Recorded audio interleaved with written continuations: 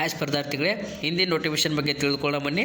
ಹಿಂದಿನ ನೋಟಿಫಿಕೇಷನ್ ಏನಂದರೆ ನೋಡಿರಿ, SSC ಡಿಪಾರ್ಟ್ಮೆಂಟಲ್ಲಿ ಕಾನ್ಸ್ಟೇಬಲ್ ಡ್ರೈವರ್ ಮೇಲಿನ ಡೆಲ್ಲಿ ಪೊಲೀಸ್ ಎಕ್ಸಾಮಿನೇಷನ್ ಅಂದರೆ ಡೆಲ್ಲಿಯಲ್ಲಿ ಕಾನ್ಸ್ಟೇಬಲ್ ಡ್ರೈವರ್ ಹುದ್ದೆ ಖಾಲಿ ಇದೆ ನೋಡಿರಿ. ಅಪ್ಲಿಕೇಶನ್ ಬಂದುಬಿಟ್ಟು 24/9/2025 ಪ್ರಾರಂಭವಾಗಿದ್ದು ಕೊನೆಯ ದಿನಾಂಕ 15/10/2025 ಕೊನೆಯ ದಿನಾಂಕ ಆಗಿರ್ತದೆ.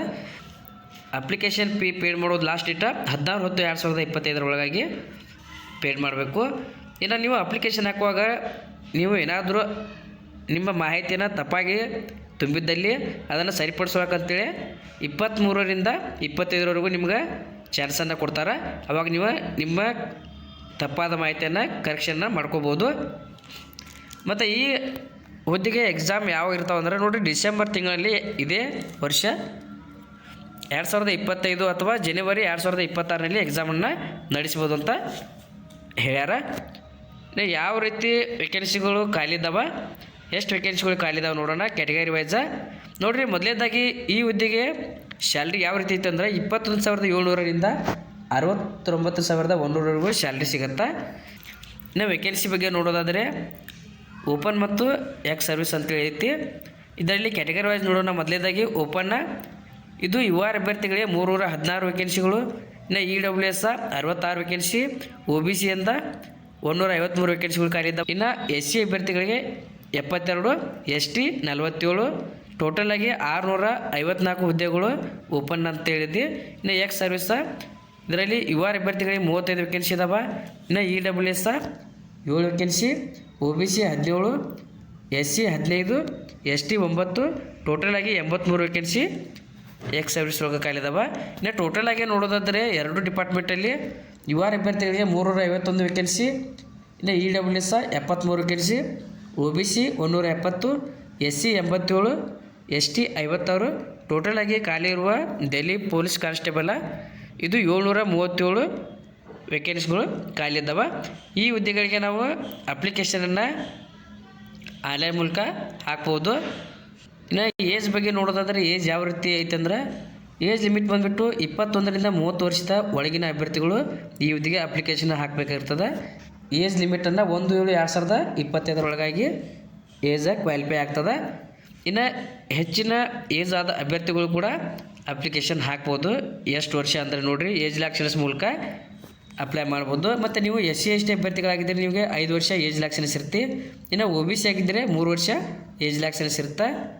ಇನ್ನು ಎಕ್ಸ್ ಸರ್ವಿಸ್ ಮ್ಯಾನ್ಗೆ 3 ವರ್ಷ ಆಫ್ಟರ್ ಡಿಡಕ್ಷನ್ನ ಮಿಲಿಟ್ರಿ ಸರ್ವಿಸ್ ಅಂದರೆ 3 ವರ್ಷದ ಸೇವೆ ಸಲ್ಲಿಸಿದ ನಂತರ ಅಲ್ಲಿಯ ಅಭ್ಯರ್ಥಿಗೆ ಡಿಡಕ್ಷನ್ಸನ್ನು ನೀಡ್ತದೆ. ಇನ್ನು ಸ್ಪೋರ್ಟ್ಸ್ ಮ್ಯಾನ್ಸ್ ಅಭ್ಯರ್ಥಿಗಳಿಗೆ 5 ವರ್ಷ. ಇನ್ನು ಡಿಪಾರ್ಟ್ಮೆಂಟ್ ವೈಸ್ ಅಂದರೆ ನೀವು ಯಾವ ಕ್ಯಾಟಗರಿಯಿಂದ ಅಪ್ಲಿಕೇಶನ್ ಹಾಕ್ತೀರಿ ಅದೇ ಕ್ಯಾಟಗರಿಗೆ ಏಜ್ ರಿಲ್ಯಾಕ್ಸೇಷನ್ಸನ್ನು ಅಪ್ಲೈ ಆಗ್ತದೆ. ಇನ್ನು ಕಾನ್ಸ್ಟೇಬಲ್ ಹುದ್ದೆ ಅಂದರೆ ಇದು ಡ್ರೈವರ್ ಹುದ್ದೆ ಆಗಿರ್ತದೆ. ಮತ್ತು ಈ ಹುದ್ದೆಗೆ ಕ್ವಾಲಿಫಿಕೇಷನ್ ಯಾವ ರೀತಿ ಇರಬೇಕಂದ್ರೆ ನೋಡಿರಿ, ಅಭ್ಯರ್ಥಿ ಸೆಕೆಂಡ್ ಇಯರ್ ಪಾಸ್ ಆಗಿರಬೇಕು. ಮೊದಲನೇದಾಗಿ ಅಭ್ಯರ್ಥಿ ಸೆಕೆಂಡ್ ಇಯರ್ ಪಾಸ್ ಆಗಿರಬೇಕು ಅಥವಾ ಈಕ್ವಲೆಂಟ್ ಯಾವುದೇ ರೀತಿ ITI ಆಗಿರ್ಬೋದು, ಯಾವುದೇ ಕ್ವಾಲಿಫಿಕೇಷನ್ನ ಅಭ್ಯರ್ಥಿ ಮುಗಿಸಿರ್ಬೇಕಾಗಿರ್ತದೆ. ಇನ್ನು ಎರಡನೇದಾಗಿ ನೋಡಬೇಕಂದ್ರೆ ಅಭ್ಯರ್ಥಿ should be able to drive heavy vehicle with confidence. ನೋಡಿರಿ, ಅಭ್ಯರ್ಥಿಗೆ ಹೆವಿ ವೆಹಿಕಲ್ ಅಂದರೆ ಬಸ್ ಆಗಿರ್ಬೋದು, ಲಾರಿ ಆಗಿರ್ಬೋದು, ಇಂಥ ಹೆವಿ ವೆಹಿಕಲ್ ವಾಹನಗಳನ್ನು ಅಭ್ಯರ್ಥಿ ಆತ್ಮಸ್ಥೈರ್ಯದ ಮೂಲಕ ವಾಹನ ನಡೆಸ್ಬೇಕಂತೇಳಿ ಅವರು ಹೇಳ್ಯಾರ. ಇನ್ನು ಮೂರನೇದಾಗಿ ನೋಡೋದಾದರೆ ನಾವು valid driving licence for heavy motor vehicle. ನಿಮ್ಮ ಕಡೆ ಡ್ರೈವಿಂಗ್ ಲೈಸೆನ್ಸ್ ಇರಬೇಕು. ಅದು ಕ್ಲೋಸಿಂಗ್ ಡೇಟ್ ಅಂದರೆ ಅಪ್ಲಿಕೇಶನ್ ಹಾಕುವ ಡೇಟ್ನ ಒಳಗಾಗಿ ಅದು ಚಾಲ್ತಿ ಇರೋದು ಆಗಿರ್ಬೇಕು.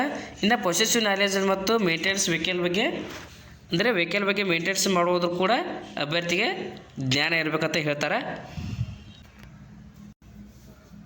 ನೋಡಿರಿ, NCC ಮಾಡಿದ ಅಭ್ಯರ್ಥಿಗಳಿಗೆ ಕೂಡ ರಿಲ್ಯಾಕ್ಸೇಷನ್ಸ್ ಇರುತ್ತೆ. ಯಾವ ರೀತಿ ಅಂದ್ರೆ ನೋಡಿರಿ, NCC C ಸರ್ಟಿಫಿಕೇಟನ್ನು ಪಡೆದ ಅಭ್ಯರ್ಥಿಗಳಿಗೆ 5% ಮ್ಯಾಕ್ಸಿಮಮ್ ಮಾರ್ಕ್ಸನ್ನು ಎಕ್ಸಾಮಿನೇಷನಲ್ಲಿ ತೆಗೆದುಕೊಳ್ತಾರೆ. ಇನ್ನು NCC ಒಳಗೆ B ಸರ್ಟಿಫಿಕೇಟನ್ನು ಪಡೆದ ಅಭ್ಯರ್ಥಿಗಳಿಗೆ 3% ಮ್ಯಾಕ್ಸಿಮಮ್ ಮಾರ್ಕ್ಸನ್ನು ಎಕ್ಸಾಮ್ನಲ್ಲಿ ತೆಗೆದುಕೊಳ್ತಾರೆ. ಇನ್ನು SCC A ಸರ್ಟಿಫಿಕೇಟ್ ಆಗಿದ್ದರೆ ಅವರಿಗೆ 2% ಎಕ್ಸಾಮ್ನಲ್ಲಿ ಮಾರ್ಕ್ಸನ್ನು ತೆಗೆದುಕೊಳ್ಳಲಾಗ್ತದೆ. ನೋಡ್ರಿ, ಇನ್ನು ವೆಯ್ಟೇಜ್ ಆಫ್ ಅಡಿಷ್ನಲ್ ಮಾರ್ಕ್ಸ್ ಅಂತ ಅಂದರೆ ನೀವು ಪೋಸ್ಟ್ ಗ್ರ್ಯಾಜುಯೇಟ್ ಆಗಿರ್ತೀರ, ಡಿಗ್ರಿಯಲ್ಲಿ ತೆಗೆದುಕೊಂಡ ಮಾರ್ಕ್ಸ್ ಮೇಲೆ ಅಭ್ಯರ್ಥಿಗಳಿಗೆ ಮಾರ್ಕ್ಸನ್ನು ಅಡಿಷ್ನಲ್ ಮಾಡ್ಕೋತಾರೆ. ನೋಡಿ, ನೀವು ಡಿಸ್ಟಿಂಕ್ಷನಲ್ಲಿ ಪಾಸ್ ಆಗಿದ್ದರೆ 5% ಮಾರ್ಕ್ಸ್ ಇರುತ್ತೆ. ಇನ್ನು ಫಸ್ಟ್ ಕ್ಲಾಸ್ನಲ್ಲಿದ್ದರೆ 4%, ನೀವು ಸೆಕೆಂಡ್ ಕ್ಲಾಸಲ್ಲಿ ಪಾಸ್ ಆಗಿದ್ದರೆ 3% ಮಾರ್ಕ್ಸನ್ನು ಆ್ಯಡ್ ಮಾಡ್ತಾರೆ. ಇನ್ನು ಕ್ಲಾಸ್ ಆಗಿದ್ದರೆ ಅಂದರೆ ಥರ್ಡ್ ಕ್ಲಾಸ್ ಒಳಗೆ ಪಾಸ್ ಆಗಿದ್ದರೆ 2% ಮಾರ್ಕ್ಸನ್ನು ಆ್ಯಡ್ ಮಾಡ್ತಾರೆ. ನೋಡಿರಿ, ನೀವು ಯಾವ ರೀತಿ ಅಪ್ಲಿಕೇಶನನ್ನು ಹಾಕಬೇಕಂದ್ರೆ ಇದು ಅಪ್ಲಿಕೇಶನು ಆನ್ಲೈನ್ ಮೂಲಕ ಹಾಕ್ಬೋದಾಗಿರ್ತದೆ. ನೋಡಿರಿ, ಇದರಲ್ಲಿ ಮೈ SSC ಆ್ಯಪ್ ಅಂತ ಮೊಬೈಲ್ ಅಪ್ಲಿಕೇಶನ್ ಇರುತ್ತೆ.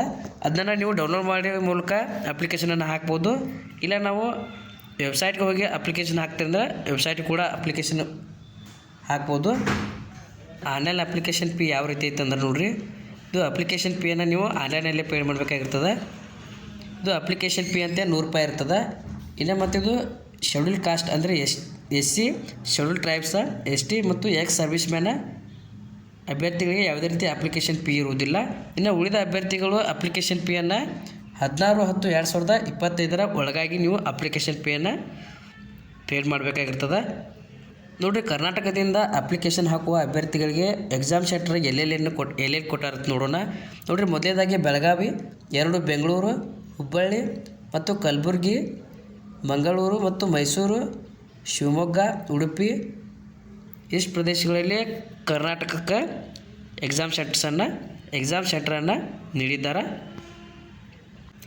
ಇನ್ನು ಸೆಲೆಕ್ಷನ್ ಪ್ರೊಸೆಸ್ ಯಾವ ರೀತಿ ಇರ್ತದೆ ನೋಡಿರಿ, ಮೊದಲೇದು ಕಂಪ್ಯೂಟರ್ ಬೇಸ್ಡ್ ಎಕ್ಸಾಮ್ ಇರ್ತದೆ. ಎರಡನೇದು ಫಿಸಿಕಲ್ ಎಂಡ್ಯೂರೆನ್ಸ್ ಮತ್ತು ಮೆಜರ್ಮೆಂಟ್ ಟೆಸ್ಟ್ ಇರ್ತಿರುತ್ತೆ. ಮತ್ತು ಅದರಲ್ಲಿ ಡಾಕ್ಯುಮೆಂಟ್ ವೆರಿಫಿಕೇಷನ್ ಇರುತ್ತೆ. ಇನ್ನು ಮೂರನೇದು ಟ್ರೇಡ್ ಟೆಸ್ಟ್ ಅಂತಿರುತ್ತೆ. ನಾಲ್ಕನೇದು ನೋಡಿರಿ ಮೆಡಿಕಲ್ ಎಕ್ಸಾಮಿನೇಷನ್ ಟೆಸ್ಟ್ ಇರುತ್ತೆ. ಇದನ್ನು ಸೆಲೆಕ್ಷನ್ ಪ್ರೊಸೆಸ್ ಬಗ್ಗೆ ನಾನು ಮುಂದಿನ ವಿಡಿಯೋದಲ್ಲಿ ತಿಳಿಸ್ಕೊಡ್ತೀನಿ. ನೋಡಿರಿ, ಯಾರ್ಯಾರು ಅರ್ಹ ಅಭ್ಯರ್ಥಿಗಳಾಗಿರ್ತೀರಿ 24/9/2025 ಪ್ರಾರಂಭವಾದ ಈ ಅಪ್ಲಿಕೇಶನ್ನ 15/10/2025 ಕೊನೆಯ ದಿನಾಂಕ ಆಗಿರ್ತದೆ. ನೀವು ಅಪ್ಲಿಕೇಶನನ್ನು ಆನ್ಲೈನ್ ಮೂಲಕ ಹಾಕ್ಬೋದು. Thank you. ಇನ್ನೂ ಯಾರು ಚಾನಲ್ಗೆ ಸಬ್ಸ್ಕ್ರೈಬ್ ಆಗಿಲ್ಲ, ದಯವಿಟ್ಟು ಸಬ್ಸ್ಕ್ರೈಬ್ ಮಾಡ್ಕೊಳ್ಳಿ. ಮುಂದೆ ಯಾವುದೇ ನಾನು ಜಾಬ್ ಬಗ್ಗೆ ತಿಳಿಸಿದಾಗ ನಿಮಗೆ ನೋಟಿಫಿಕೇಶನ್ ಮೂಲಕ ತಿಳಿದು ಬರುತ್ತದೆ.